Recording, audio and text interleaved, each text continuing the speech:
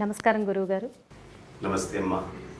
గురువుగారు, హయగ్రీవుడు మరియు సరస్వతీదేవికి పూజ చేస్తే చదువుకునే పిల్లలకి చాలా బాగా విద్య వస్తుంది అని అంటుంటారు. అలాగే చాలామంది బాసర క్షేత్రంలో అక్షరాభ్యాసం కూడా చేస్తుంటారు. సరస్వతి పూజ రోజు సరస్వతి పూజ చేపిస్తుంటారు. ఎవరిని పూజిస్తే పిల్లలకి విద్యాభ్యాసం బాగా వస్తుంది? ఎవరిని పూజించినా విద్యాభ్యాసం బాగా వస్తుంది. వాడికి పూజించటం అనే లక్షణం ఉంది అంటే పైన ఒక పెద్దలు ఉన్నారు అని వాడు సరెండర్ అయి వాళ్ళకి నమస్కరించి అహము అనేది లేకుండా చదువుకుంటాడు. నేను అని ఉన్నవాడు ఆంబోతులాగా ఇష్టం వచ్చినట్టు తిరుగుతాడు. నేను కాదు ఇంకోటి ఏదో ఉంది అనుకునేవాడు వినయ విధేయతలతో చదువుకుంటాడు. First point.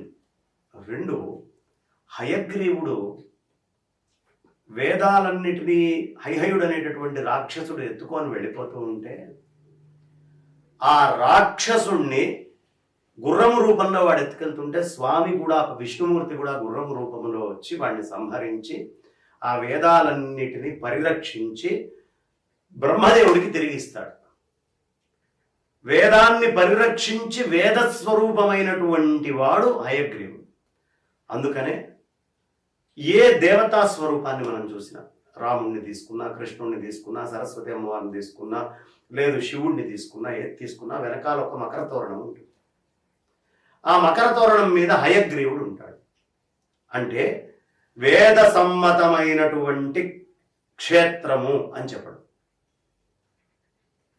ఆ మకర తోరణం ఉందంటే వేద సమ్మతం అని అర్థం. అందుకని మకర తోరణం ఇష్టం వచ్చినట్టు ఎవరికి పడితే వాడికి పెట్టకూడదు. వేదాలే పరమ ప్రమాణం అని చెప్పేటటువంటి దేవతలైనా గురువులైనా వాళ్ళ వెనకాల మాత్రమే మకర తోరణం ఉండాలి. కృష్ణయ్య భగవద్గీత చెప్తూ నేను ఉపనిషత్ సారాంశాన్ని బోధిస్తున్నాను అన్నాడు. నేను సొంతగా భగవద్గీతను కనుక్కున్నానని చెప్పలేదు. నేను చెప్తున్న ప్రతి అక్షరము వేద ఉపనిషత్తుల నుంచి వచ్చినటువంటివే అనే మాట చెప్పాడు. అలా వేదాన్ని ఆధారం చేసుకొని చెప్పేటటువంటిది ఏదైనా హయగ్రీవుడు బొమ్మ వెనక ఉండాలి. ఆయనచే వేదాలు కాపాడబడి ఆయనచే బ్రహ్మదేవుడికి ఇవ్వబడ్డాయి కాబట్టి. అయితే కాపాడినటువంటి వాడు హయగ్రీవుడు. సూత్రాన్ని, మూలాన్ని, మూల పదార్థాన్ని, ముడి సరుకుని, ఈ ముడి సరుకుని వస్త్ర రూపంగా రకరకాల రూపాల్లో ఎవరికి ఎలా కావాలో అలా డిజైన్, వాళ్ళు ధోతులు వేసుకుంటారు, వాళ్ళు చీరలు కట్టుకుంటారు, ఇంకో రూపం వస్త్రాలు రకరకాలుగా వేసుకుంటారు కదా. పత్తి అనేటటువంటిది ఒకటి, ఆ పత్తిని వస్త్రం కింద మార్చిన బ్రాండ్ ఒకటి. ఈ పత్తి అనేటటువంటి స్థాయిలో వేదాన్ని కాపాడినటువంటి వాడు హయగ్రీవుడైతే దాన్ని నానావస్త్ర రూపంలో విశేషమైనటువంటి విద్యలాగా అన్ని చోట్ల అందించి అంతటా అందరికీ సమకూర్చి చేర్చేటటువంటి తల్లి సరస్వతి అమ్మవారు.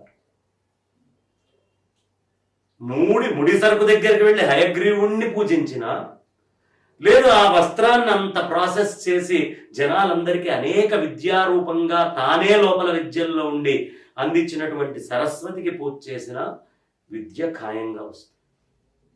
కానీ మనం ఎండ్ ప్రోడక్ట్నే చూడటం అలవాట్లో ఉంటాం కాబట్టి సరస్వతి అమ్మవారు బాసరకు వెళ్ళి అన్ని చోట్ల చేస్తాం. ఆ బాసర సరస్వతికి కూడా వెనకాల హయగ్రీవుడు. కాబట్టి హయగ్రీవుడు వేరు, సరస్వతి వేరు కాదు. మంచుగడ్డకి ప్రవహిస్తున్నటువంటి నీళ్లకి ఉన్న తేడానే హయగ్రీవుడికి సరస్వతి అమ్మవారికి ఉంది. మంచుగడ్డగా ఉన్నప్పుడు తాగలేదు. దాన్ని తాగగలిగేది ఎప్పుడు? అది కరిగి నీరై ప్రవహించేటప్పుడు.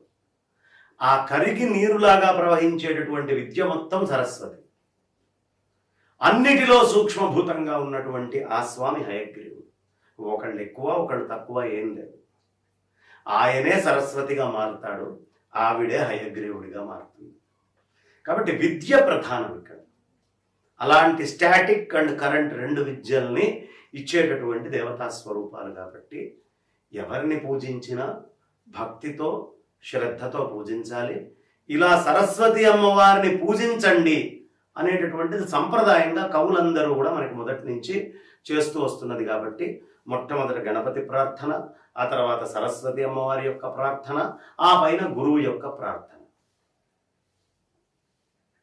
విఘ్నాలు లేకుండా ఉండాలి, విస్తృతంగా పారుతూ ఉండేటటువంటి సాహిత్యం అయి ఉండాలి, దాన్ని ఒడిసి పట్టి నాకెంత అవసరమో నాకు తగ్గట్టుగా ఇచ్చేటటువంటి గురువు ఉండాలి. మేఘాల నుంచి నీళ్లు రావాలి, నదులు పారాలి, ఆ నదులు మా ఇంట్లో ట్యాంకులోకి రావాలి, ఆ ట్యాంక్ దగ్గర పంపులో నేను తిప్పినప్పుడు నాకు ఎన్ని నీళ్లు అవసరమో అన్ని రావాలి. ఈ మూడే, విఘ్నాలు ఉండకూడదు, విద్య వ్యాపకమై అన్ని చోట్ల తిరుగుతూ ఉండాలి, దాన్ని అవసరమైన మేరకు పట్టుకొని నేను తాగడానికి ఒక గ్లాసో చెంబో ఏం తాగుతానో, ఎంతతో పట్టుకొని తాగగలనో అది ఇవ్వగలిగి నియంత్రించేటటువంటి గురువు. వీళ్ళు ఎవరైనా పర్వాలేదు, హయగ్రీవుడైనా సరస్వతి అమ్మవారైనా ఎవరిని పూజించినా విద్యలో ఏ దోషం ఉంది. నమస్కారం గురువు గారు. నమస్తే.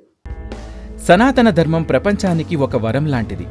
సనాతన ధర్మం యొక్క గొప్పతనాన్ని మేము untold stories from Hinduism, Vedic facts, ధర్మ సందేహాల ద్వారా మనలో చాలా మందికి తెలియని విషయాలు చెప్తూ జాగృతిపరిచే ప్రయత్నం చేస్తున్నాము.